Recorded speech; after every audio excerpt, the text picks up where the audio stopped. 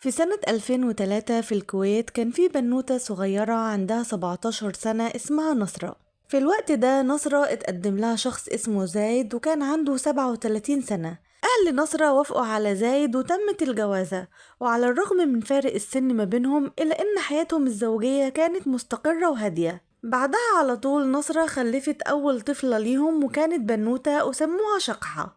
بعد ولادة بنتهم ابتدت المشاكل تظهر ما بينهم، لأن زايد ما كانش بيهتم ببنته وكان سايب كل الحمل والمسؤولية على نصرة. وبعدها بمدة مش كبيرة نصرة حملت في تاني طفل ليهم وكان ولد وسموه محمد، والحال ما بينهم كان مستمر زي ما هو. زايد ما كانش بيهتم ببنته ولا بابنه، ما كانش بيعمل أي حاجة غير إنه بيروح بس على شغله، وما كانش بيساعد نصرة في تربية الأطفال واللي كانت مسؤولية كبيرة على نصرة، وخاصة بسبب صغر سن نصرة اللي كانت لسه مكملتش 20 سنة. الأطفال ابتدوا يكبروا وابتدى يظهر عليهم مشاكل صحية، وده عمل عبء مادي على زايد. ونصرة كانت بتحاول تهتم بالأطفال وبصحتهم، وطبعا أثرت في اهتمامها بزوجها واللي كان مش عاجبه إطلاقا الحال اللي هم وصلوا ليه. والمشاكل بتاعتهم كبرت لما ابتدى زايد يعاير نصرة بالمشاكل الصحية اللي عند أولادها ويحملها مسؤولية الحال اللي هم فيه. زايد ساب نصرة وولادها وراح على أهله وقعد يشتكي لهم من الحال اللي هم فيه وإزاي هو متعذب في حياته ومش مرتاح مع زوجته. أهله طبعا ما عجبهمش حال ابنهم، واقترحوا عليه إنه يتجوز واحدة تانية تهتم بيه ويسيب نصرة تهتم بأولادها. الفكرة عجبت زايد وقرر فعلا إنه يدور على عروسة يتجوزها، وراح على نصرة وقال لها إنه هيتجوز عليها. نصرة اتصدمت وزعلت جدا من كلامه وقالت له انت ازاي تتجوز عليا، انا طبعا مش موافقة. قال لها انا خلاص قررت وهتجوز يعني هتجوز. نصرة ما لقيتش اي حل غير انها تاخد اولادها وتروح على بيت اهلها، وطلبت منه الطلاق كمحاولة ضغط عليه علشان يرجع على قرار جوازه. بس هو قال لها لو عايزة تتطلقي انا هطلقك، بس انا كده كده قررت خلاص اني هتجوز.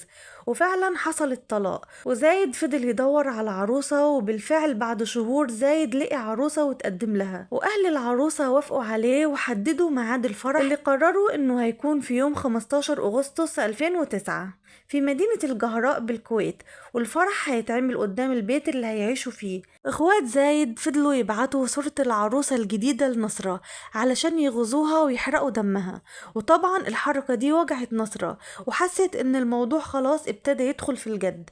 كانت مقهورة وحزينة ومليانة بمشاعر الغل والغضب. هي كانت متوقعة ان زايد هيرجع لها تاني، وان كل اللي بيحصل ده مجرد وسيلة من الضغط عليها علشان هي تحاول تهتم بيه وتتغير. فضلت تكلمه كتير جدا علشان يرجعوا لبعض ويرجع في قراره، بس هو قال لها انه مش ناوي يرجع في قراره وخلاص كل شيء جاهز وهيتجوز. وبالفعل جه يوم الفرح. الفرح كان معمول قدام بيت العروسين، كان معمول على خيمتين، خيمة كانت للعريس وللرجال، والخيمة التانية كانت معمولة للعروسة وللسيدات المعزومين في الفرح. الخيمة كانت كبيرة جدا، ولما جه الليل الخيمتين ابتدوا يتملوا بالمعازيم وبعيلة العروسين. الفرح بدأ والناس كانت مبسوطة، ونصرة في الوقت ده كانت بتتصل على زايد علشان تقنعه انه يلغي الفرح ويرجعوا لبعض. ما كانتش قادرة تصدق انه خلاص هيسيبها ويتجوز واحدة تانية. زايد كان بيشوف مكالمات نصرة وما كانش بيرد عليها، كان مشغول مع الناس في الفرح. الأمور كانت ماشية بشكل طبيعي، وفجأة حصل انفجار قوي جدا. بعدها حصلت حريقة كبيرة في الخيمة اللي كان متواجد فيها السيدات والعروسة. النار كانت شديدة والفرح اتقلب لصراخ مالي المكان. الرجالة جريوا علشان يخرجوا الستات من الخيمة، بس للأسف الخيمة وقعت على الناس وهم بيخرجوا منها. اتصلوا على الشرطة والشرطة جت بعربيات المطافي وفضلوا يطفوا في الحريقة. الناس كانوا مذهولين من كمية الجثث والدمار اللي حصل. المكان كان مرعب، والرجالة فضلوا يدوروا على زوجاتهم واخواتهم بين الجثث اللي كانت ملهاش أي ملامح طبعا من شدة الحريق. والحريق ده اتسبب في وفاة ما يقرب من 57 سيدة وطفل، وإصابة أكتر من 100 شخص، وكان من بين القتلى أم العروسة. الدنيا كانت مقلوبة، وعربيات الأسعاف كانت بتنقل الجثث والمصابين للمستشفيات، والناس كانوا في حالة ذعر. الأطباء كانوا في حالة هلع من المناظر اللي شافوها، وكانوا بيحاولوا ينقذوا الحالات بأقصى جهدهم، بس للأسف حالات كتير اتوفت في المستشفى متأثرين بشدة إصابتهم.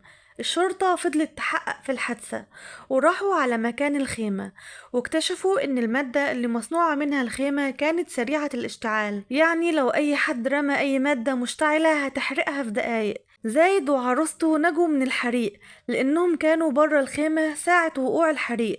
الحادثة كانت شديدة وهزت الكويت، واخبار الحادثة اتنشرت في كل حتة، والاهالي اللي كانوا ساكنين في المنطقة قالوا ان الانفجار اللي سمعوه في البداية كان قوي لدرجة انهم حسوا ان ده عمل ارهابي. الشرطة فضلت تحقق في ملابسات الحادثة علشان يعرفوا هل دي مجرد حادثة بالصدفة ولا دي حادثة مدبرة. بعدها بأيام دفنوا الجثث، والكويت كلها كانت في حالة حداد، اللي فقد مراته واللي فقد أخته واللي فقد بنته واللي فقد حد من عيلته.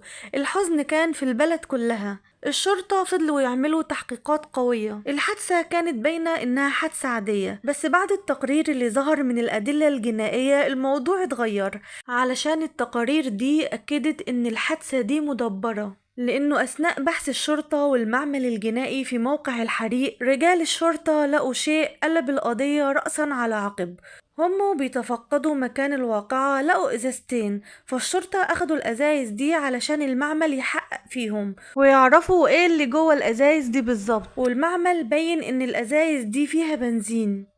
ولما الناس عرفوا المعلومة دي بعدها سواق تاكسي راح للشرطة وقال لهم إن في اليوم اللي حصل فيه الحريقة في واحدة منتقبة ركبت معاه وطلبت منه إنه يوصلها لمنطقة العيون، بس قبل ما يوصلها طلبت منه إنهم يعدوا على بنزينة علشان كانت عاوزة تشتري حاجة. وبعدها نزلت وجابت إزازتين ورجعت تاني ووصلها للمكان ونزلت. وكمان الشرطة وهم بيحققوا واحدة من الشغالات قالت لهم إنها شافت واحدة منتقبة وكان في إيديها إزازتين، والست دي طلبت منها جرايد وكبريت. طبعا كده الشرطة اتأكدوا ان الجريمة مدبرة، فراحوا لزايد وعيلته علشان يحققوا معاه ويسألوه لو كان شاكك في حد معين. رد زايد عليهم من غير ما يفكر وقال لهم انا مش شاكك، لا ده انا متأكد ان اللي عمل كده طليقتي نصرة. وقال لهم ان نصرة هددته كذا مرة انه لو تمم جوازه مش هتعدي الموضوع ده على خير، وقالت انها هتمنع الجوازة دي بأي شكل، بس هو ما صدقش كلامها وافتكر انها بس بتهدده.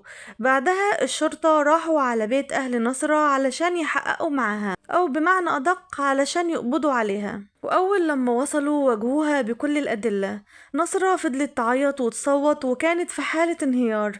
بعدها اعترفت انها هي فعلا اللي ورا الحريقة دي، ونصرة قالت انها قعدت تفكر ازاي تبوظ الفرح، ولقيت ان مفيش قدامها حل غير انها ترش حوالين الخيمة بنزين علشان الناس يشموا ريحة البنزين ويخافوا ويمشوا من الفرح. بس لما لقيت ان مفيش حد اتحرك من مكانه فكرت انها تعمل حريقة حوالين الخيمة علشان الناس تخاف وتمشي والفرح يبوظ. بس فجأة لقيت الدنيا ولعت والناس بتصرخ وبتجري، والخيمة اتحرقت في دقايق ووقعت على الناس اللي جواها. ما كانتش متوقعة ان ده كله يحصل وان الناس تموت، هي بس كانت عاوزة تمنع الجوازة بأي شكل. وقالت كمان إنها كانت لوحدها وملهاش أي شركاء في الجريمة، وإنها كمان معرفتش أي حد من اللي حواليها عن اللي هي ناوية تعمله. بعد التحقيقات خدوها على السجن، وبعدها اتحكم على نصرة بالإعدام، وفضلت نصرة 7 سنين في السجن لغاية يوم 25 يناير من سنة 2017. اليوم ده قرروا انهم ينفذوا حكم الإعدام على نصرة، ولما سألوها على طلبها قبل تنفيذ الحكم قالت انها بتطلب من الناس انهم يسامحوها، وانها ما كانش قصدها تقتل اي حد. تم تنفيذ الحكم على نصرة واتعدمت، وبكده تكون نصرة أول سيدة كويتية بيتحكم عليها بالإعدام. لحد هنا وخلصت حكايتنا، بس لسه معانا حكايات تانية كتير. لو حبيتوا تتابعوها معانا ياريت تشتركوا في القناة وتفعلوا زر الجرس علشان يوصلكم كل جديد. والسلام عليكم ورحمة الله وبركاته.